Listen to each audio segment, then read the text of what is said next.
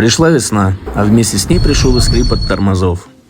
Чтобы избавиться от скрипа и такой маскировки на дисках, необходимо заменить тормозные колодки. Для этого поддомкрачиваем машину, снимаем диск и выкидываем с места происшествия нашего виновника. При этом убрав весь нагар с суппорта. Полистав информацию в интернете, мой выбор остановился на тормозных колодках фирмы Mavica, ведь они уже давно на рынке вызывают доверие.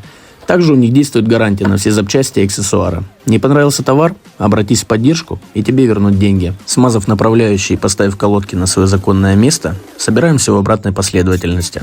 Как только работа завершена, моем кузов и протираем его крутой микрофиброй, которая отлично впитывает влагу и не повреждает ваше лакокрасочное покрытие. Все эти запчасти и аксессуары, а также многое другое, вы можете приобрести на Озоне или Валберес по ссылочкам в описании.